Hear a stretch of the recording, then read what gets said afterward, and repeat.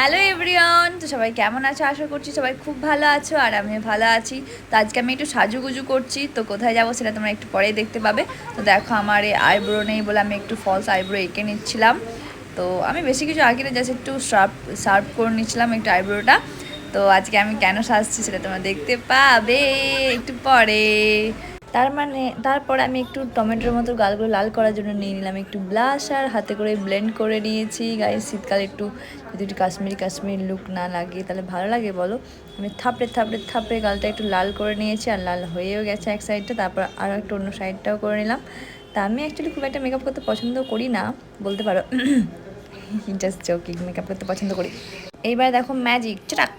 তারপর আমি রেডি হয়ে একটু ডান্স করে নিচ্ছিলাম আর বলছিলাম চলো। তো এখানে কেন যাই না, আমাকে নিজেকে দেখে না সুন্দর ফিল হচ্ছিলো, মানে ওই যে সাধ্যবাজি ব্লগার শুনে হে। তা আমি দেখো চলে এসেছি আস্তে আস্তে। আর এখানে আমার পাঙ্গুর সঙ্গে দেখা হয়ে গেছে। সঞ্জীব, রাজদীপ আর পেছনে ছিল তথাগতদা। তারপর আমরা একটু ঘুরোঘুরি করছিলাম খাদ্য মেলায় তো ছিল, হ্যাঁ, বর্ধমানে। তো 23 তারিখে লাস্ট, আমি সেদিনকেই গিয়েছিলাম। আর এখানে সোনু আর সঞ্জীব আমাকে চেরাচ্ছিল যে আমি কেমনভাবে পোজ করি, তারপর আমি ঢঙ্গ দেখাচ্ছিল। দেখো আমি কেমন পোজ করি সেটা দেখাচ্ছি ওরা।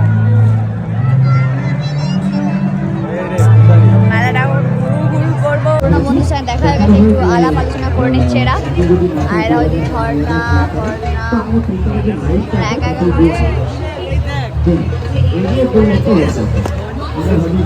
তো এখানে ছাতাগুলো পর দিয়ে বেশ কালারিং করে খুব সুন্দর করেছিল, তো দেখতে ভালো লাগছে। চলে গেলাম ছাতাগুলো চাইতে দাদাটাগুলোর কাছে। তো প্রথমে ভাবছিলাম দেবে কি দেবে না, তারপর চল যেই তো দেখি আগে কি বলে। তো শুনে বলে চল।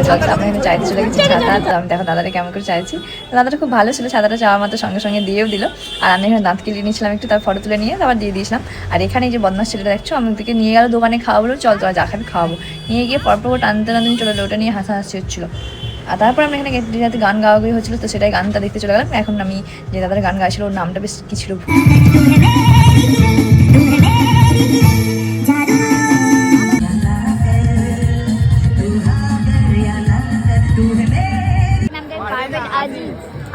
এবার 90s এর গান হয়ে গেছে, এবার একটা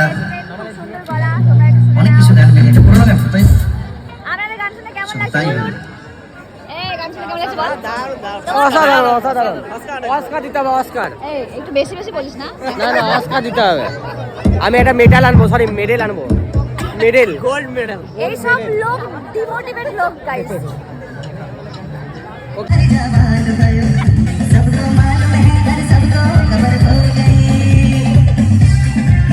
তারপরে এই গানটা তো আমার ফেভারিট, দারুণ ভয়েসটা দেখো তোমরা শোনো।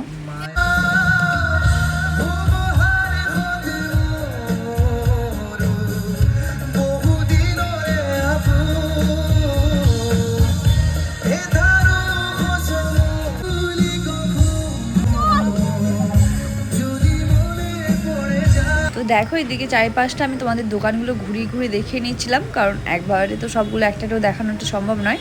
তো যেহেতু এটা খাদ্য মেলা, তো দোকান বসেছিল খাবারেরই। আর সবথেকে যেটা ভালো লেগেছে, এখানে একটা চাইনিজ দোকান বসেছিল, মানে রেস্টুরেন্ট, আমাদের বাঙালিরাই করেছিল। সেটা ছিল সুশিটা আমার একবার ট্রাই করার ইচ্ছে আছে, বাট এই মেলাতে বলে আমি ট্রাই করিনি যে কেমন হবে না হবে বলে। আর কারণ মেলার খাবার সব ভালো হয় না। তারপর এখানে আমাদের জেলিমডিন ট্রেনার কৌশিকদার সঙ্গে দেখা হয়ে গেল। তারপর আমরা দেখা করে নিয়ে একটু ঘুরছিলাম, ঘুরতে এখানে দেখলাম ছানার পাঁচালি বলে একটা দোকান বসে। ছানার পাঁচালি তো সোনু দেখতে গেছে কত দাম। ছানার পাঁচালি এটা কি খাবার আমি জানি না, প্রথমে নাম শুনছি, দেখা যাক কেমন কি বলছে। ছানার পাঁচালি দেখতে এসে এরা বলে নাকি চা খাবো, চা। আর এই যে এই পাবলিকটাকে দেখছো, এরা এত কনফিডেন্ট, একটা ছানার পাঁচালি খেতে গিয়ে আমরা হেগে মতো দিচ্ছি, আর উনি গেছেন ল্যাপটপে দেখতে।